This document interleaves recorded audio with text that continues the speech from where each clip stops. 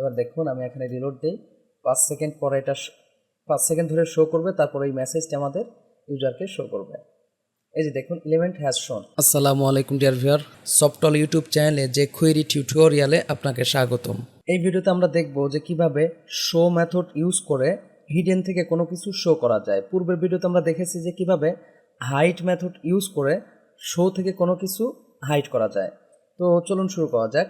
শুরুতেই আমি এখানে কাস্টম জেএস এবং practice.html নামক দুটি ফাইল নিয়েছি, সেই সাথে লাইব্রেরি jQuery লাইব্রেরিতে আমাদের jQueryর কোডগুলো ডাউনলোড করে সেভ করে রেখেছি।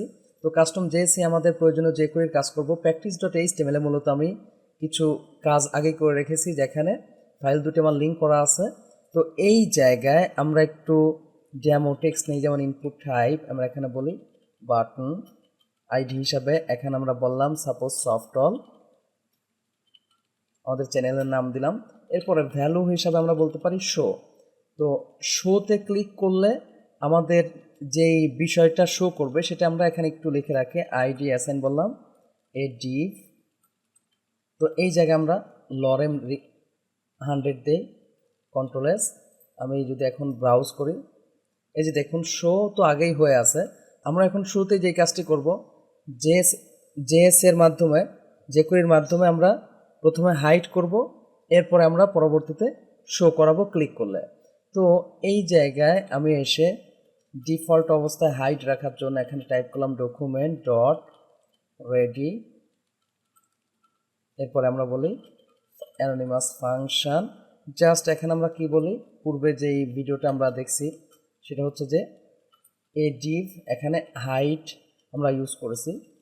ওকে, তো আমি যদি এখন রিলোড দিই, যে দেখুন এটা কিন্তু হাইড অবস্থায় আছে। তাহলে এখন আমরা কি করব, যে ক্লিক করলে এটা যেন আনহাইড হয়, তার জন্য আমরা এখানে ইউজ করি হ্যাশ এ ডিভ। মূলত এই জায়গায় আমাদের হ্যাশ এ ডিভ হবে না, আমাদের হবে যে সফটল। কারণ কি, আমরা শোতে ক্লিক করলে এটা আমাদের আনহাইড হবে। তাহলে সফটলকে আমরা এখন এখানে ইউজ করব সফটল। জাস্ট এখানে আমরা বলি ক্লিক ফাংশন। ওকে, এর ভিতরে আমরা এখানে ইউজ করি হ্যাশ এ ডিভ ডট জাস্ট শো বলবো। তো শোর ক্ষেত্রে আমরা বিভিন্ন প্যারামিটার ইউজ করতে পারি। আমরা যদি শুধু শো দেই, খেয়াল করুন রিলোড, এই যে শো হয়েছে। তো এখানে যদি আমরা ফাস্ট বলি, খেয়াল করুন, তাহলে একটু অ্যানিমেটেড হয়ে আসবে, খেয়াল করছেন? তো একইভাবে এই জায়গায় আমরা ইউজ করতে পারি স্লো, এই দেখুন একটু স্লো হয়ে আসছে। তো আমরা যদি চাই যে না আমরা আরও কাস্টমাইজ করে চাই, তো আমি এখানে 5000 দিয়ে দিলাম, এর অর্থ হচ্ছে 5 সেকেন্ড। এই যে দেখুন এখন এটা কি হবে, 5 সেকেন্ড ধরে আসতে থাকবে। এখন আমরা চাচ্ছি যে শো হওয়ার পরে ইউজারকে যেন একটা মেসেজ শো করানো যায়। তো তার জন্য আমরা এখানে টাইপ করব ফাংশন, অ্যানোনিমাস ফাংশন নিব। তো এর ভিতরেই আমরা অ্যালার্ট দিয়ে দিতে পারি, বললাম এলিমেন্ট হ্যাজ শোন। ওকে, এবার দেখুন আমি এখানে রিলোড দিই, 5 সেকেন্ড পরে এটা 5 সেকেন্ড ধরে শো করবে, তারপর এই মেসেজটা আমাদের ইউজারকে শো করবে। এই যে দেখুন এলিমেন্ট হ্যাজ শোন। তো এই জায়গায় কিন্তু আমরা ওই যে আগের মতো যে ফাস্ট স্লো ছিল সেগুলো ইউজ করতে পারবো। এই যে দেখুন দ্রুত আসছে। তো এখানে আমরা আরও কি ইউজ করতে পারি, স্লো।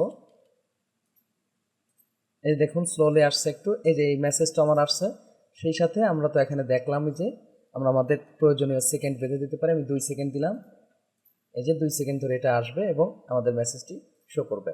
আশা করি বুঝতে পারছেন যে কিভাবে শো মেথড ইউজ করে হিডেন থেকে কোনো কিছু শো করা যায়। সামনের ভিডিওতে আমরা দেখব যে কিভাবে ফেড ইন মেথড ইউজ করে কোনো কিছুকে আমরা অ্যানিমেটেড ওয়েতে নিয়ে আসতে পারি। যদি ভিডিওটি ভালো লাগে থাকে প্লিজ লাইক করবেন এবং কমেন্ট করে আপনার অনুভূতি জানাবেন। চ্যানেলটি সাবস্ক্রাইব করে না থাকেন প্লিজ সাবস্ক্রাইব করবেন। পরবর্তী ভিডিওতে দেখা হচ্ছে। আল্লাহ হাফেজ।